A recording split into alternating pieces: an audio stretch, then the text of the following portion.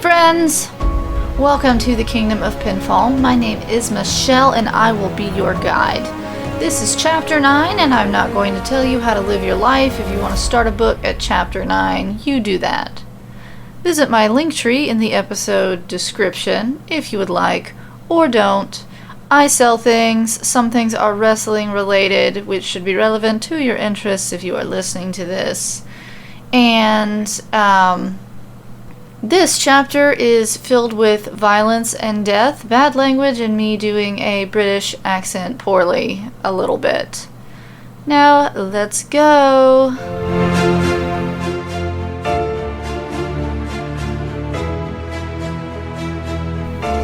Chapter 9: Undisputed Error. Ciampa reluctantly welcomes everyone into his cabin far outside of town, away from the bustle of civilization. The once busy port city is not bustling so much anymore, as nothing is coming from the realm of NXT UK, and no one is traveling there now either. But he lives far from all the noise, which is now mostly the sounds of panic and confusion. His cabin is perched at the top of a serene hill, where he has lived alone comfortably. He sits down at his desk in the corner and pulls out a blank piece of parchment. "Tell me everything, Johnny." The rest of the group mills around, bumping into one another, muttering vague apologies and trying to find places to sit. There's not really room for all of them, and Pete ends up grumpily going outside to keep watch. But in reality, he's feeling a bit claustrophobic. He finds a log to sit on outside near a kettle on a spit. He crosses his arms across his fur-lined vest and listens for noises that shouldn't be there. He looks out over the trees below. Inside, Johnny relates to Ciampa the news he obtained from NXT UK, and it was grim news indeed. Walter has the NXT UK belt of power, and two of his cronies have the NXT UK tag belts of power. They killed Gallus. Kaylee Ray defeated Toni Storm and has aligned herself with Imperium. They have control of all of the NXT UK belts. Noam Dar is dead, Flash Morgan, Dragunov, Cassius, even the Brian Kendrick, all dead. Imperium are destroying towns and killing anyone that does not swear fealty to Walter and the forces of evil. Ciampa is scribbling quickly as he talks. Mustache Mountain are missing. They may be in hiding here. There are whispers about two men with very distinct mustaches sneaking aboard the last vessel that left before Imperium sank every ship in the harbor. He then stops abruptly and asks, "Who are you writing to?" "A friend," is his answer. He keeps writing.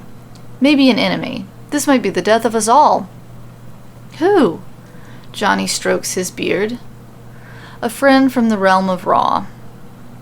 He rubs his bald head and then continues penning the letter. "Why haven't they sent help?" he questions, his tone accusatory. "Why hasn't someone come to stop Imperium if you're feeding information to someone in Raw? Why?" "I don't know, Johnny." He sounds fatherly and cuts him off. He turns and looks at him sternly. Gargano can't maintain eye contact with him for long. He looks away and begins to pace, his hands clasped behind his back. "Oh no, bro," Matt says, looking out one of the small windows. He then scrambles for the door and shouts, "Bro!" Everyone gets up and huddles in the doorway. Pete is on top of a man in a cloak. The man is face down, and Pete is contorting his arm and bending his fingers in unnatural ways. "Who are ya?" he demands. "What are you doing out here? How do you run so fast?" "I'm a messenger," R-Truth squeals. "I'm here for Tom Champion. Don't break my fingers. I need those for stuff, man." "Who is Tom Champion?" Matt wonders aloud, dreamily. "Thomas Colombo," yells Truth. "Maybe it was Tommy Chandelier. I don't know. I can't think when there's a man breaking my fingers. He's a bald wizard with a beard. Lives in a shack that looks like this one. This man is breaking my fingers. Get him off me." He's talking incredibly quickly and kicking his legs. Pete looks at Ciampa, realizing that's who he means, and he releases his hold on Truth. He stands and straightens out his singlet, but keeps a close eye on the supposed messenger. R-Truth gets up and looks at his hand, making sure all of his fingers still wiggle correctly. Y'all are not very nice out here. Everyone in NXT is real mean, downright unwelcoming. Satisfied that none of him is broken, he looks at the group and says, "Which one of you is the bald wizard with the beard?" They all look at one another, and Ciampa stands there, befuddled, the only one among them that is both bald and with a beard, and also a wizard, but the latter is not obvious. "I think it's you, bro," Matt says and shoves him forward. Ciampa swats his hands away and glares. He has the letter he hastily scrolled that contains all of the news from the NXT realms. He folds it and extends it to Truth, who takes it and tucks it carefully into a pocket inside of his cloak. He then asks him, "Is there a message for me?" She wants an answer. She says you know the question. "I don't know what that means, but give me an answer." He then walks over and gazes down into the kettle. He frowns when he sees that it's empty. "A fucking riddle," Johnny mumbles, approaching R-Truth and preparing to draw his sword. "Huh?" Matt responds, thinking Johnny was talking to him. Pete rolls his eyes, and Dijak asks, "What's going on? I'm confused." Keith shushes Dominic and studies Ciampa. The creases in the man's forehead deepen. He doesn't answer right away. It looks like he doesn't know the mysterious question that isn't being spoken, but then Keith sees the recognition register. It looks like a flame that begins to burn behind his eyes, which widen slightly. Ciampa answers with just one word, "Yes." Truth nods and says, "Alrighty, nice to meet everyone, sort of. Not that guy." R-Truth looks at Pete. "Trying to break a man's fingers when he's just doing his job? This shit is starting to get beyond my pay grade." Johnny jumps up, putting him quickly into a side headlock. He demands, "Who sent you?" "Get off him," Keith says, deciding to get involved. This is all very strange, but they are now living in very strange times. "I can't tell you," R-Truth gasps and struggles around on his knees. "Let him go, Johnny," Ciampa says to him. "He's just a messenger." He does as he's told, but doesn't seem remotely happy about it. He kicks a rock toward the trees, like the rock harmed him deeply. R-Truth gets up and dusts himself off again. He says, "As I was saying, nice to meet everyone." He looks at Pete, then at Johnny. "Except you two. Y'all suck." With that, he runs down the path away from the cabin so quickly that he is barely visible. He's a blur that rips the leaves from the trees. The leaves all begin drifting down to the ground, only after he's out of sight. "Whoa, he's fast," comments Matt. "I thought I was fast, but that man is real fast." "He has a belt of power," Keith tells him. "What was that about?" Johnny asks Ciampa. "You can't just trust—" "Stop," he says to him flatly, and then to everyone else. "We're going to the War Games Citadel, and we're leaving now." He re-enters his cabin, looking very pensive. Matt and Pete are packed and ready. They've been traveling around NXT fighting their way toward Undisputed Era's tag belts that are just within their grasp, if only they could find Undisputed Era to make the challenge. "I'm still confused," Dijakovic mumbles, but goes inside with Ciampa. "You owe us a little bit of an explanation. I'm going to go with you, but I'd like to be privy to the plan." Keith also goes back inside and is speaking to Ciampa with his soothing, dulcet voice. "We're forming an alliance," he talks cryptically. "I'm getting Goldie back." He's dropping potions and bundles of herbs into his satchel. He then picks up a twisted wooden staff topped with a faintly glowing crystal orb. He taps the rod on the wooden floor. "We have to be the heroes now." "All right then." Keith smiles a little and begins filling his pack with items from Ciampa's cabinets. Dijak begins packing up food and drink. Keith observes quietly as Ciampa holds a vial up to the light from the window. He spins it a few times in his fingers, uncorks it, and drinks it without a word. Keith isn't sure what was in the vial, as he is nowhere near an alchemy expert. He does know that Ciampa is withholding something from them. Several somethings, more likely. Pete and Matt are arguing outside when the three of them emerge. They all look at one another and scan the hilltop for a referee. 3 times. The bell sounds 3 times and 3 referees materialize. One in front of them on the path leading to the road. The other can be seen a distance away in the trees, and there's a third next to the cabin. We're being challenged? Questions Keith. We don't have any belts, and 3 at once. What's going on here? Boom! Adam Cole struts up the path in front of them, doing some idiotic signs with his hands. The rest of Undisputed Era stand behind him, posing and making similar gestures. I'm Adam Cole, baby, he says, as if none of them know who he is. They all look at him blankly, and he goes on. The prophecy said we will destroy anyone that opposes us. We're here to kill all of you, says Roderick Strong, pointing specifically at Keith. Preemptively, says Bobby Fish. Yeah, before you become a problem for us, Kyle O'Reilly finishes this little speech. Looks like they've come to us. Pete smiles sadistically and speaks to Matt, staring at Fish and O'Reilly. Shove your prophecy up your ass, Ciampa tells Cole, and the orb at the end of his staff begins to pulse with brighter and brighter light. He wonders how many times these schmucks practice their speech before showing up here. To his cabin. How did they know where it was? How did they know they would all be here? This is highly suspicious. There's more of us than them, Dijak says optimistically, unsheathing 2 short swords. Actually, Adam grins, and then he again yells as he throws his arms into the air. Boom! Cameron Grimes steps out from cover and tips his hat to Dominic and shouts, Cameron Grimes! Austin Theory and Damian Priest also show themselves. They're surrounded here on the hilltop where Ciampa thought they were safe. The referees gather the belts for safekeeping. Maybe I'll be getting Goldie back before we make an alliance, Ciampa shrugs to Keith, unintimidated by a few extra men. Keith nods and draws his broadsword. It begins to glow. A divine golden light shrouds him, and a glowing crown of light materializes above his head. He looks at Roderick, his eyes also radiating a heavenly light. Come on, Roddy. You ready to bask in my glory?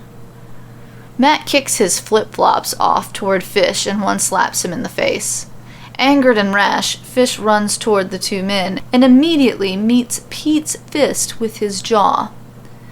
Matt puts his hands on his hips and tosses his head back to laugh. Chaos erupts a second later, with Keith charging strong, Cole driving toward Ciampa wielding 2 jagged daggers, and Dijak and Johnny moving on the other 3 men. We are the future of pinfall. Everyone sees it. Everyone knows it except you. Adam yells as he runs directly toward the wizard. You're a remnant of the past, a relic. Magic is... Ciampa swings his staff, and Cole collides with an invisible wall and is sent reeling. Ciampa laughs. What were you saying about magic? Metal clangs against metal as Dominic's swords clash with the blades of Grimes and Priest, who are on either side of him. Theory has his eyes on Ciampa, but Johnny stands between them. Gargano has a long sword and a small buckler. He glows in a similar holy light, like Keith, who is burning the ground under Roderick's feet with holy fire and guffawing merrily. Roderick is screaming in frustration, prancing around, unable to even get to his opponent. Pete is manhandling Fish, hitting him with jabs in the ribs while dodging his sword swings gracefully. Matt is doing the same with O'Reilly, running circles around him, kicking him, and easily ducking and leaping over his cumbersome sword. Looks like you brought a bunch of swords to a magic fight, little man, Ciampa says as he approaches the staggered Cole. Cole is clutching his blades as he gets to his feet. He glares at Ciampa and bares his teeth. His grimace morphs into a smile and he disappears with a faint poof. What the fuck? Ciampa whirls around, looking for him, but he can't see him anywhere. His eyes dart along the ground, looking for the grass being compressed. Knowing that his opponent isn't gone, but is invisible, he has learned to use the magic of the belt, which means the rest of Undisputed Era know how to use their belts too. Ciampa puts Cole aside for a moment and yells over the sounds of clashing swords.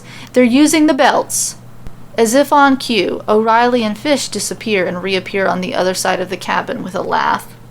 Matt and Pete look at one another. Pete laughs almost triumphantly. Teleportation. Matt shrugs nonchalantly and says, If that's how they want to play, bro. Pete puts his mouthguard in. They bump fists and lock eyes with the other men, not surprised by the development. Roderick Strong escapes the consecrated ground by quadrupling his size and stepping a single step onto a safe patch of grass. Keith chides him. "Bigger targets are easier to hit, Roddy." Dijakovic kicks Priest in the chest as he pulls his sword back for a strike, sending him toppling over a log, then focuses both of his blades on Grimes. He spins his swords as he approaches. Grimes puffs up his hairy chest and clutches his sword hilt in both of his hands like a baseball bat. He slashes wildly at Dominic, who dodges and then catches the man's single blade between his two. With a quick turn of his wrists, he rips the man's weapon from his grasp and sends it flying behind him. "Come on back out, coward," Ciampa commands and stands his ground. There's no sign of Cole. His eyes narrow. He has never been so focused before as he is now. He has to be. There's an invisible man with 2 daggers trying to kill him. Grimes starts backing away from Dijakovic. Dijak smirks. He slashes with his right sword and then his left. Grimes keeps backing up, just in time for each swipe. He quickly reaches into his pack and fumbles with a small flask. It's filled with a bright red, swirling substance that Dominic recognizes just before he throws it. Dijak dives to the ground and the flask shatters against the side of Ciampa's cabin.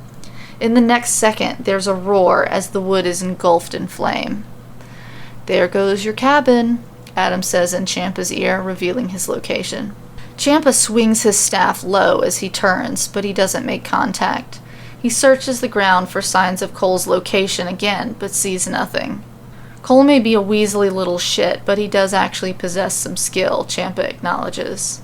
Cole's arrogance is not totally unfounded. The prophecy he was given served as fuel. "Dijak!" Keith shouts as he sees Grimes pulling another flask from his pack. Keith momentarily turns from the giant-sized Strong and extends his arm. Dominic is shrouded by a shimmering golden bubble that appears just a fraction of a second before the flask shatters. The flames roar to life, swallowing the man and the grass around him in a 10-foot radius. Grimes laughs, surprised at his own success, but his laughter fades as Dijakovic stands up in the center of the flames, unharmed as the magic bubble around him fades. "I guess it's time to get serious," says Dijak. Strong takes advantage of Keith's momentary distraction and kicks him with a literal big boot.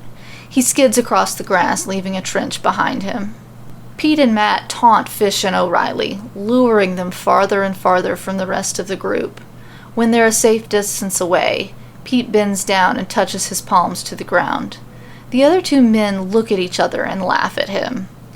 They don't even seem to have realized that they've teleported themselves halfway down the side of the hill and expended a good portion of their belt's magic doing so. Not all of the belts possess a bottomless reservoir of magic. Many require recharge between uses. Keith jumps back up to his feet with surprising agility and moves quickly toward the much larger Roderick. Roderick goes to kick him again, but the paladin ducks and skids, slashing his sword across his ankle. Blood spurts as the blade cuts deep, ripping not only his skin but slashing his tendons. Keith rolls out of the way as Roderick crumbles. His ankle can no longer support him, and he cries out in agony and surprise, shrinking back down to his normal size because he can't maintain his concentration to use the belt magic.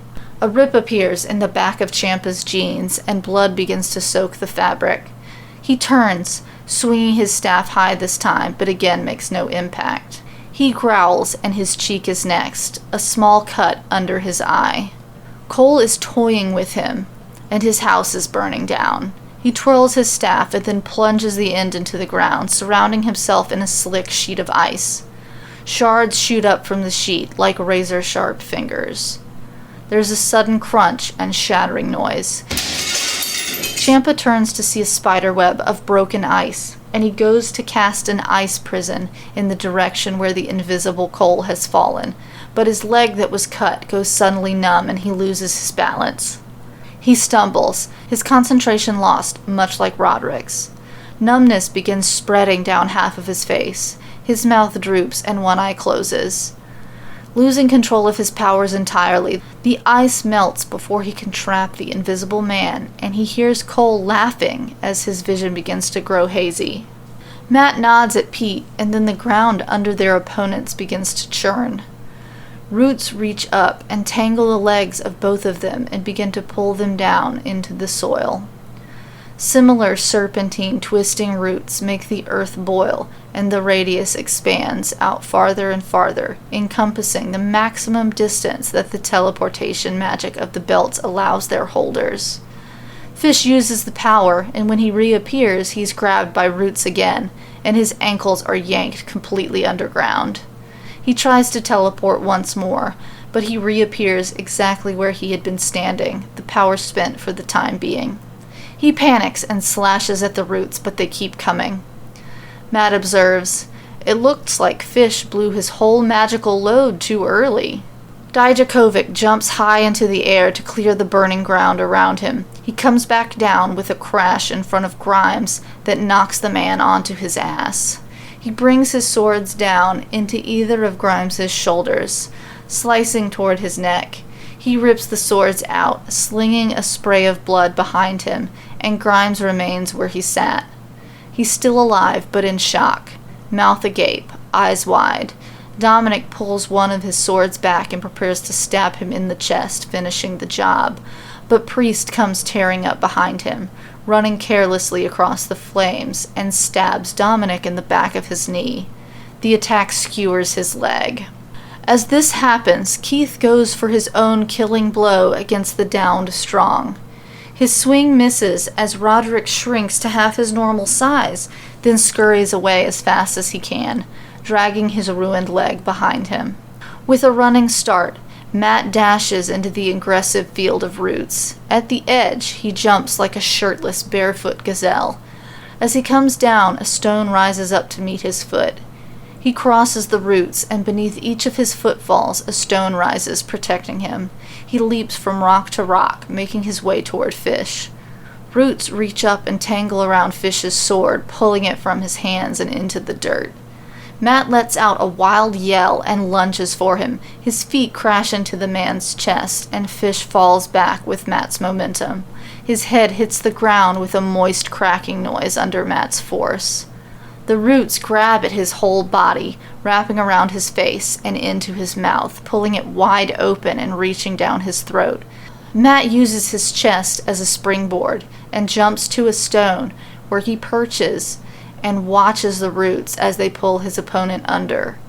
Fish's hands paw weakly and grasp at the air as he sinks, and Matt stands on solid ground, observing as he vanishes, and the ground turns to normal where he had lain. An arrow comes flying from somewhere toward Johnny. It hits his protective aura and falls to the ground, but the aura shimmers and then fades, allowing an opening for Austin. He swings wildly against Johnny's round shield, forcing him down to one knee and giving him no chance to retaliate. He keeps hammering away at him, yelling with each strike, and then finally cutting into the shield itself. His sword gets stuck in the wood, and he uses it to his advantage, raising it up quickly so the shield strikes Johnny in the chin. Johnny's mouth fills with blood, and Theory yanks his sword out of the shield and then hits him in the side of the head with the haft. He falls at last, and Austin moves for Ciampa. Keith again ignites the ground under Roderick with holy fire. Strong makes himself larger again. He stands and falls mostly out of the attack, then goes to make a desperate swipe at Keith with a giant hand. Keith doesn't budge, and instead holds his sword at the ready and stabs it through his palm. He cries out, startled. He jerks his hand away, Keith's sword stuck through it, but leaving Keith standing there disarmed. Keith keeps standing his ground. He lifts one hand and begins making motions like an orchestra conductor, closing his eyes as he does so. "Oh, bask in his glory," the universe begins to sing, and Roderick trembles as Keith approaches him, leading the chorus. Priest tears through Dominic's leg with his sword, destroying his knee, blood soaking his sword and pouring down the other man's shin and calf. Dijakovic is screaming, but he manages to turn. He clutches his swords, but when he tries to take a step toward Priest, His leg gives way underneath him. Priest goes for his knee again, chopping into it from the side this time. Dominic screams again in agony as he falls completely. Matt runs across the roots again, springing athletically from the stones that keep emerging to make his path toward O'Reilly. Pete watches the horrified expression on O'Reilly's face as he tries to teleport and gets grabbed again, his sword taken. Matt keeps coming, grinning like a madman. He jumps for him and comes at him with an elbow. O'Reilly turns his head, but it does not save him. Matt's elbow comes crashing into his cheek, and the rest of Matt plows into his chest. He goes falling into the deadly roots that begin pulling him under as Matt somersaults onto safe ground. "Poison," Ciampa manages to utter, the numbness slowly taking over his whole body from the 2 small cuts he was inflicted. His vision is nearly gone, and he sees in front of him the grass compressing in 2 vaguely foot-shaped places. Cole is standing there, admiring his work. The sky above Keith opens up, and a beam of blinding light blasts down onto Roderick. He screams in pain as it sears his skin. He throws his head back, and light shoots from his mouth and his eyes as his face melts away, exposing his skull. Theory charges toward Ciampa with his sword poised to stab into his back while he's down on his knees. Ciampa can't see him, but he hears him. He grips his staff with all the strength he has left as he falls over onto his side. Theory is wrapped in magic, his arms bound to his sides. He's suspended in the air for a few seconds before being sent spiraling into the flaming shack. Cole stomps down on the fingers of Ciampa's hand that has a hold of his staff, and he releases his grip that was not extraordinarily strong to begin with. The staff rolls away and Cole reappears, looking down at him, unaware that the other 3 members of Undisputed Era are dead. He's completely focused on Ciampa, on his accomplishment, on taking down this so-called great wizard that didn't seem so great at all. "Paralysis poison," he tells him, watching the numbness spread completely through the other man's body. "It can take down the strongest men. It's a shame you won't feel it when I kill you, but you'll still be able to hear all the screams of your friends." Cole stands over Ciampa with one of his daggers raised and poised to stab him in the chest. Just as he goes to plunge it through the ribs of the downed man, a raven drops from the sky, diving straight for his face. The bird digs its claws into Cole's left eye. The dagger falls from his hands, and he screams as his eyelid is torn to shreds and his eye sliced to pieces like a juicy grape. He manages to grab onto one of the raven's wings while it tears his skin to tethers and begins snapping its beak at his ear. Ciampa watches through barely open eyes and extremely cloudy vision as the mighty Adam Cole fights with a bird. He wants to smile but can't move his lips while he watches the scene unfold from the ground and upside down. Blood is gushing, dripping, and being flung by feathers, hands, and claws. Then the raven latches onto his left ear and tears it in half. Cole screams and finally manages to rip the big bird from his face, pulling out a chunk of his eye that dangles from the optic nerve and slaps his cheek, swinging like a pendulum. The rest of his eye is skewered and in pieces on the talons of the bird. He screams and attempts to throw the beast to the ground, but it flaps its wings and caws angrily, righting itself before impact, then sliding and glaring at him the entire time. As the raven comes to a stop, it grows larger, feathers vanish, and to Adam's horror, Charlotte Flair is crouched on the ground, scowling at him, with her jaw clenched. She's covered in blood, and it takes him a moment to realize that it's his blood. He grasps at his disfigured face and bends down, fumbling on the ground for the dagger, but afraid to take his one eye off of her. She rises to her feet and rolls her shoulder, the wing he grabbed to fight her off. And the universe lets out a triumphant cheer, then chants of welcome home begin at a thunderous volume.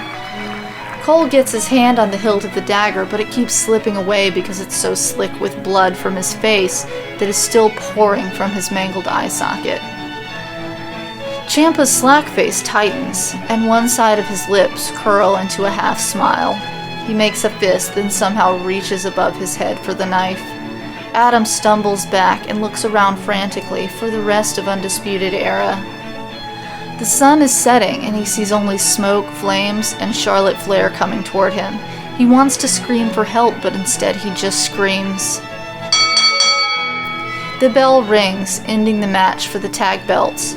All that's left of Fish and O'Reilly is one of O'Reilly's hands that is sticking out of the ground like a macabre sapling. Ciampa rolls over and Cole's horror is magnified because Ciampa is somehow recovering from his poison that is supposed to render an ox useless for hours, so it certainly should have kept the wiry man down. Ciampa shakes his head, clearing his vision, and gets a proper grip on the knife. Cole screams again because the man has his blade and is dragging himself toward him, and Charlotte is standing, silhouetted in flames from the burning cabin. She's smiling and he watches in terror as she lifts her hand. He gives up trying to hold his face together, and he scrambles instead for the referee holding his belt. He trips and falls down while Ciampa continues his advance, gaining speed, getting up on his knees. The universe begins chants of Psycho Killer, along with Holy Shit and Let's Go Charlotte. It's an absolute cacophony, the likes of which none of them have ever heard. Matt and Pete, with their new belts, run back up toward the cabin to see what exactly is going on. They arrive just in time to see Adam covering his ears, smearing blood on more of his face and his hair. He pleads, "Shut up, you idiots." "You little bitch." Ciampa gets up to one knee, then stands shakily, but stands. He is hunched forward. Cole shrieks and reaches for his belt. The referee hands it to him, and as soon as his fingers grasp it, he sees Charlotte make the slightest motion with her hand. The belt is yanked from his grasp and slung toward Ciampa. He crawls toward it, back toward Ciampa on his hands and knees. Out of the corner of his eye, Charlotte makes the same slight motion and the belt slides from him and closer still to Ciampa. "That's not yours," she says. "You shouldn't play with people, Charlotte. You should have moved it farther. You should have just given it to Ciampa instead of putting on this little show," Johnny's voice says from behind her, coldly.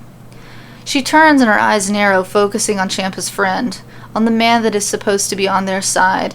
She's still smiling, but there's some confusion in her voice when she says, "You fucking turncoat.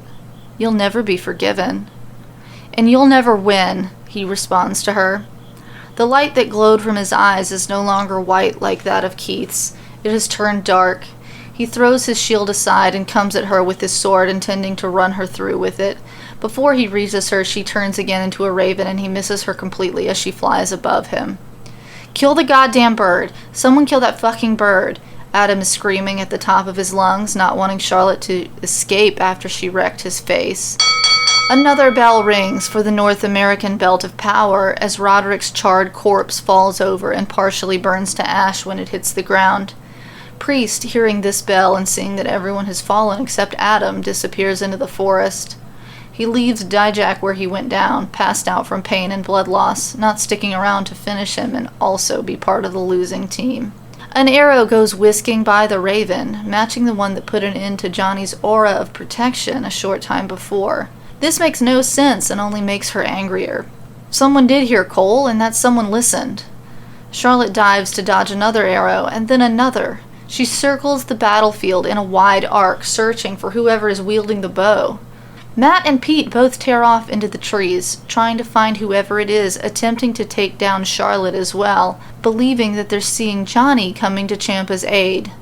Charlotte lets out a sharp caw as Johnny picks up the NXT Belt of Power. He approaches Ciampa, who is focused on Cole and standing up straight now. "Let him live," Johnny says to him and extends the belt out, getting between the two as he had gotten between Theory and Ciampa earlier. But that was clearly just a ruse. Here he had just told Charlotte she shouldn't put on a show, and he had put on a very grand one. Ciampa pauses and looks at Johnny. He reaches for the belt, and Charlotte can't get to him in time because of whoever is seeing fit to shoot arrows at her. She watches as Johnny snatches the belt away instead of handing it over, and then slams it into the side of Ciampa's head with all of his might. The universe going silent for a second and then erupting into a thunderous sound of rage. Ciampa goes tumbling backward, dropping the dagger, bleeding from his temple, and knocked completely unconscious. Keith watches this happen, but he can't get to him either, and yells out loud, "Oh God, Johnny, no!" Johnny looks over what he's done without the slightest remorse, and Adam smiles in spite of his injuries. Johnny hands the belt back to him and helps him to his feet. A portal opens, and then he helps Cole through it to make his retreat, looking back over his shoulder at the heap of man that is Ciampa, and also glancing up at the sky towards Charlotte. The final referee fades away. Keith looks in the direction Johnny had looked before the portal closed and sees the Raven dodging an arrow before flying away into the darkness.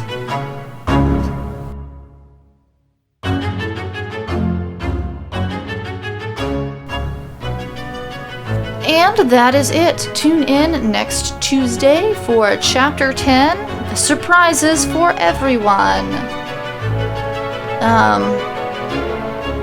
That's it. That was a very tiring chapter to read. That was a lot going on there. Hope you enjoyed it. I don't have much to say this week. This is one of my favorite, most fun chapters. Again, thank you for listening, and come back next week because shit's getting weirder and more ridiculous. Thank you. Thank you.